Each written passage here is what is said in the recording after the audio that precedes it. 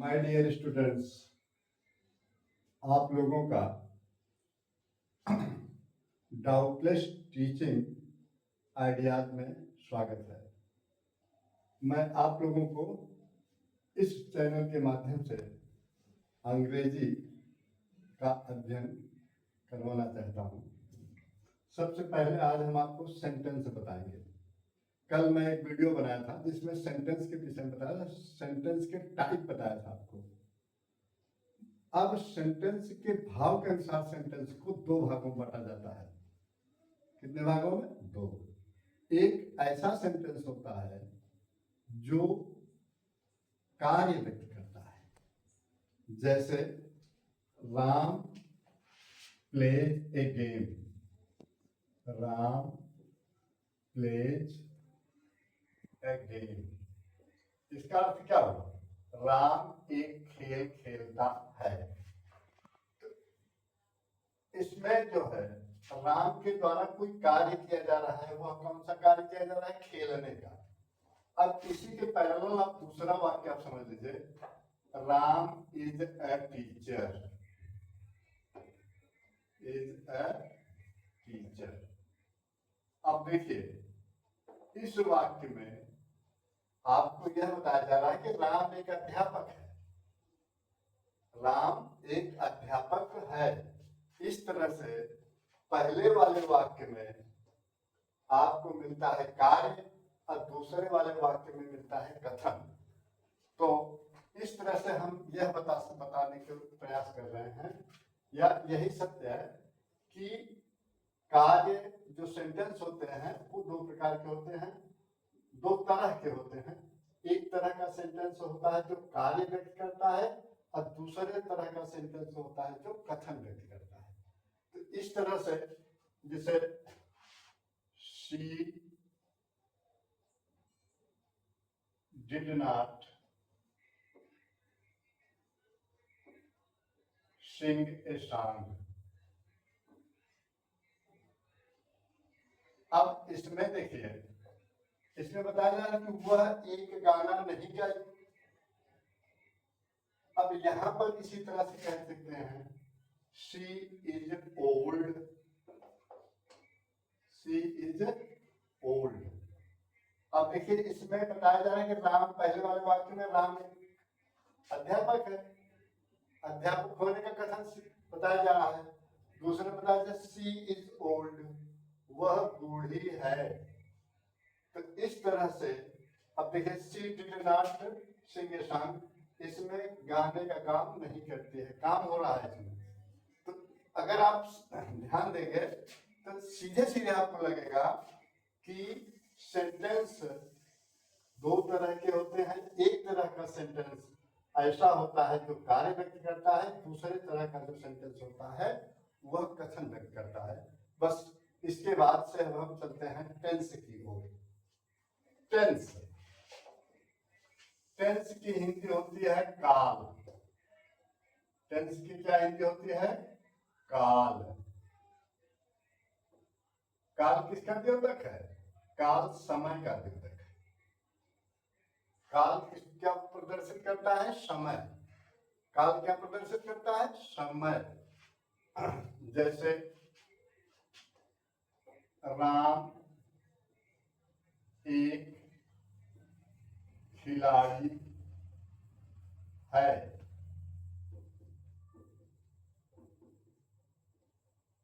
मोहन एक विद्यार्थी था।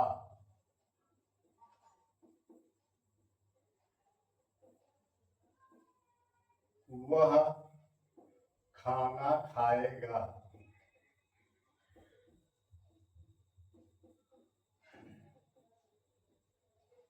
तो पहले हिंदी से समझ लेते हैं, फिर अंग्रेजी बता देते हैं। राम एक विद्यार्थी है, इसका मतलब ये प्रेजेंट समय की बात कर रहा है। किस समय की? प्रेजेंट टाइम की। कौन सा टाइम है? प्रेजेंट टाइम, जिसे कहते हैं वर्तमान।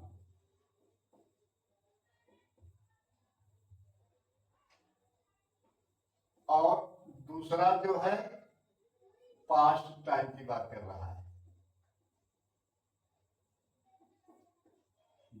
भूतकाल। भूत माने जो बीत गया है, वर्तमान माने जो चल रहा है, भूतकाल माने वर्तमान काल का मतलब जो कार्य वर्तमान समय में हो रहा है उसे वर्तमान काल कहेंगे, और जो कार्य बीते हुए दिनों में हुआ था उसे क्या कहेंगे, भूतकाल।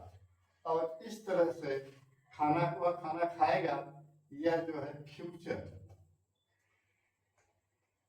फ्यूचर की बात करता है, जिसे कहते हैं भविष्य। भविष्य माने आने वाले समय में, भविष्य काल की बात करता है, आने वाले समय में। इस तरह से हम स्पष्ट रूप से ये समझ जाते हैं कि अगर किसी वाक्य की मुख्य क्रिया के अंत में, हिंदी वाक्य की, अगर किसी हिंदी वाक्य की मुख्य क्रिया के अंत में या क्रिया ही दिया हो, उसमें है, हो, हूँ हो, तो वर्तमान काल कहलाएगा। है, हो, हूँ है तो कौन काल कहलाएगा, वर्तमान काल।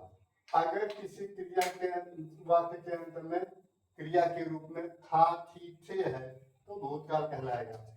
अब इसी तरह से अगर कोई वाक्य अगर उसके अंत में गा गी गेल लिखा गया है तो वह भविष्य काल का सेंटेंस होगा। तो इस तरह से हम मोटा जानते हैं कि जो हमारा काल होता है वो 3 होता है। कौन, प्रेजेंट, पास्ट, फ्यूचर। प्रेजेंट का मतलब वर्तमान काल, पास्ट का मतलब भूतकाल, और फ्यूचर का मतलब भविष्य काल। अब इन प्रकार के वाक्यों को देखिए। Ram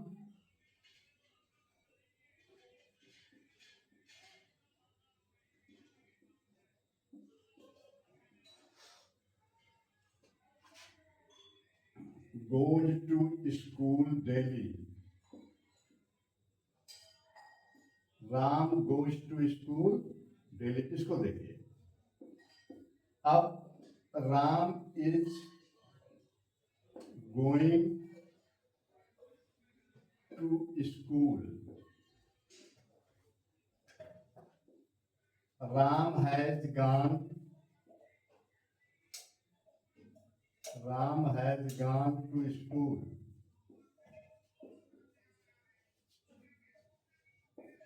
Ram has been going to school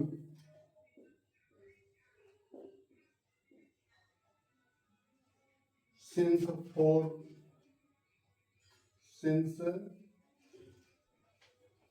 4 o'clock। अब इनको देखिए, इनके जो कार्य हैं उन पर आप उनके समय पर ध्यान दीजिए। Ram goes to school daily. Ram school प्रतिदिन जाता है। Ram is going to school. Ram school जा रहा है।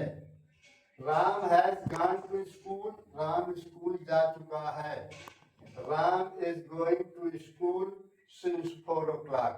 राम 4 बजे से स्कूल जा रहा है। अगर इनकी कार्य के स्वभाव पर अगर हम दृष्टिपात करें, मतलब ध्यान दें, अगर ध्यान से समझें कि चारों वाक्य 4 प्रकार की स्थिति को व्यक्त करते हैं। जो इनके द्वारा जो कार्य हो रहा है, बस कार्य इसमें मुख्य है। इन चारों वाक्यों में जो कार्य हो रहा है वो 4 स्थिति को व्यक्त करता है, माने 4 अवस्था को व्यक्त करता है। पहली अवस्था तो ये व्यक्त करता है Ram goes to school daily, मतलब राम कोई कार्य वर्तमान समय में प्रतिदिन करता है। उसकी आदत, ये इस तरह से कह लीजिए कि यह आदत शो करता है।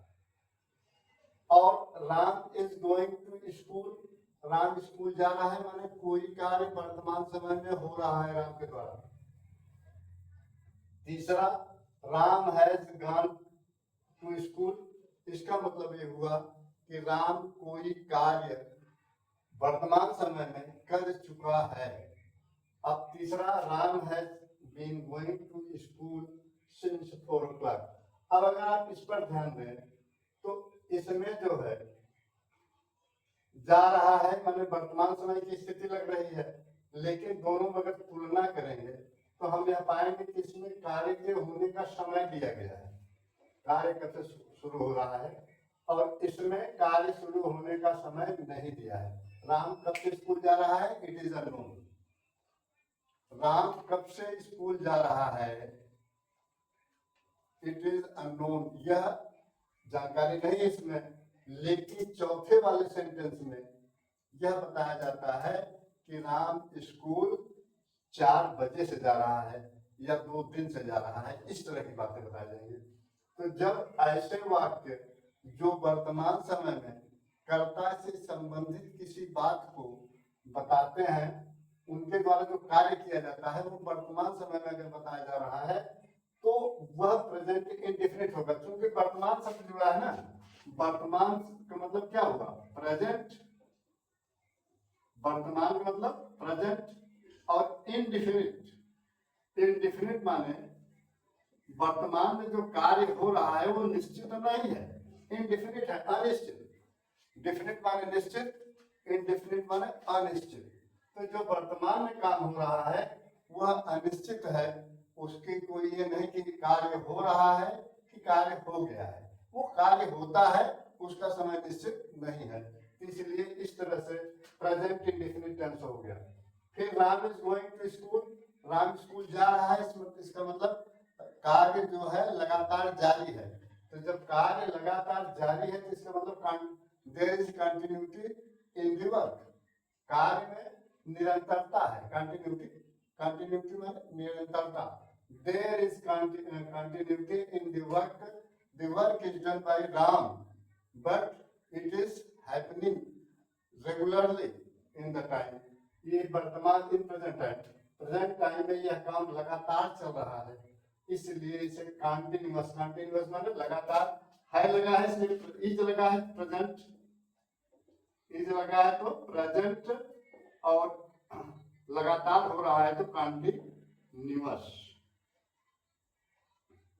इसी तरह से Ram has gone to school, Ram school जा चुका है।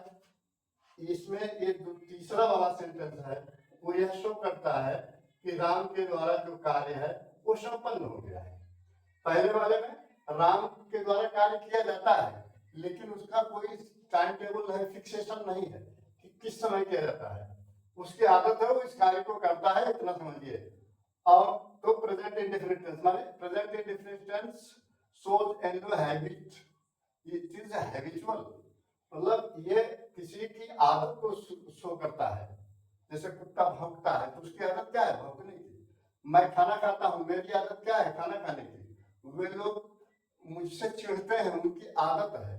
तो इस तरह से प्रेजेंट इंडेफिनिट टेंस जो होता है वो रेगुलरली यही बताता है कि वर्तमान समय में किसी की कोई आदत है। अब कंटिन्यूअस टेंस में ये होता है कि कंटिन्यूअस टेंस में कोई कार्य वर्तमान समय में जारी हो रहा है, तो चल रहा है। जैसे मैं खाना खा रहा हूँ, मैं वे लोग पढ़ रहे हैं, तो मतलब जो पढ़ने का काम, खाना खाने का काम है, ये कंटिन्यूटी है, इसमें माने लगातार जारी है। Ram has gone to school, Ram school जा चुका है, तो इसका मतलब जाने का कार्य खत्म हो चुका है, वर्तमान समय में जाने का कार्य खत्म हो गया है। तो ये प्रेजेंट परफेक्ट टेंस होगा। कौन टेंस होगा, प्रेजेंट परफेक्ट। और इसी तरह से जब कोई कार्य लगातार हो रहा है और उस कार्य के होने का समय दिया गया है कि कार्य कब से प्रारंभ है, प्रारंभ होने का समय दिया गया है, starting time of the work. In present perfect continuous tense में we find the starting of the work, the starting time of the work, कार्य के शुरू होने का समय दिया रहता है। इस तरह से इसे प्रेजेंट परफेक्ट कंटिन्यूअस कहते हैं, प्रेजेंट परफेक्ट कंटिन्यूअस।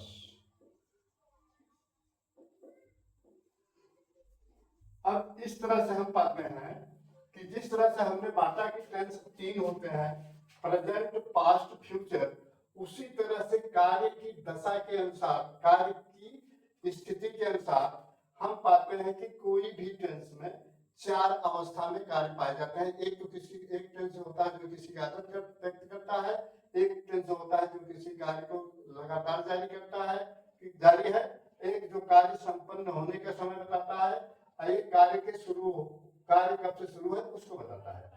तो इस तरह से हम पाते हैं इंडेफिनिट, कंटीन्यूअस, परफेक्ट और परफेक्ट कंटीन्यूअस। तो जो हमारी ये 3 टेंस हैं इनके साथ इस तरह से तीनों लग जाएंगे, जैसे present indefinite, present continuous, present perfect continuous. अब इसी तरह से पास्ट पे आ जाइए, past indefinite, past continuous, past perfect continuous tense. Future में future indefinite, future continuous, future perfect continuous tense. तो इस तरह से हम पाते हैं मोटा मोटा 12 टेंस पाएंगे आप। कितने? 12। There are 12 type of tense. There are 12 type of tense. तो इस तरह से हम पाते हैं 12 प्रकार के आपको टेंस मिलेंगे, और ये बड़े आराम से अगले वीडियो में आपको हम पढ़ा देंगे, क्योंकि अब समय नहीं है। That's all. इस चैनल को शेयर करिए, सब्सक्राइब करिए और लाइक करिए। धन्यवाद।